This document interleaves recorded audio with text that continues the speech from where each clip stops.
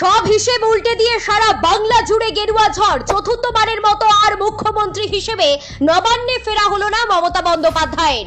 নীল সাদার জামানা শেষ হয়ে এবার গেরুয়া বসন্ত বাংলায়। প্রায় 200-র বেশি আসন নিয়ে সরকার গঠনের পথে বিজেপি। আর এখানেই প্রশ্ন উঠছে, তাহলে কি এবার নবান্নের নাম আর রং দুটোই বদলে যাবে, নাকি নবান্নের বদলে রাইটার্স বিল্ডিং হবে রাজ্যের নতুন সচিবালয়?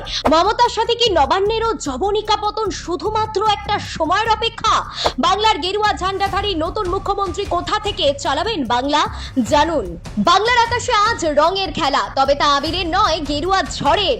দীর্ঘ প্রতীক্ষার অবসান ঘটিয়ে নীল সাদা রং সরিয়ে বাংলার মসনদে এখন পরিবর্তনের নতুন সুর।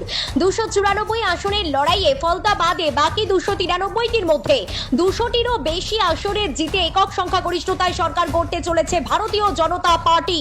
রাজ্য জুড়ে আজ উৎসবের আমেজ। গেরুয়া শিবিরের এই জয় সাধারণ মানুষের মনে এক বিশাল প্রত্যাশা তৈরি করেছে। শিলিগুড়ি থেকে সাগরদ্বীপ সর্বত্রই কর্মীদের উচ্ছ্বাস চোখে পড়ার মতো। মানুষের মুখে মুখে এখন শুধু নতুন সরকারের শপথ গ্রহণ আর আগামী দিন বদলের কথা।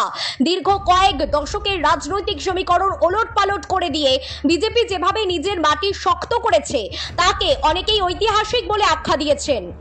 বাংলার প্রতীকে কোণ থেকে ভেসে আসছে পরিবর্তনের জয়ধ্বনি। তবে জয়ের আনন্দের মাঝে একটি প্রশ্ন বেশ জোরালো হয়ে উঠেছে। রাজনীতির এই পালাবদল কি কেবলমাত্র ক্ষমতার পরিবর্তন, নাকি এর সাথে বদলে যাবে রাজ্যের প্রশাসনিক কেন্দ্র নবান্নের পরিচয়ও? আমরা জানি বর্তমানে হাওড়া থেকে পরিচালিত হয় রাজ্যের প্রধান প্রশাসনিক কাজকর্ম, কিন্তু বাংলার ঐতিহ্যের সাথে জড়িয়ে আছে ধর্মতলার রাইটার্স বিল্ডিং। বিজেপি নেতৃত্ব বরাবরই রাইটার্স বিল্ডিং এর হিত গৌরব পুনরুদ্ধারের কথা বলে এসেছেন। তাহলে কি নতুন সরকার দায়িত্ব নিয়েই প্রশাসনিক কাজ আবার রাইটার্স থেকেই শুরু করবেন?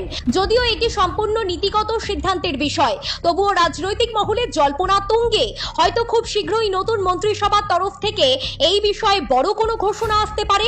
শুধু দক্ষিণবঙ্গ নয়, উত্তরবঙ্গের মানুষের আবেগকেও বিশেষ গুরুত্ব দেওয়া হচ্ছে এই জয়ে। উত্তরবঙ্গের মানুষের সুবিধার্থে শিলিগুড়ির উত্তরকন্যা সচিবালয়কেও আরও শক্তিশালী করার পরিকল্পনা রয়েছে নতুন সরকারের।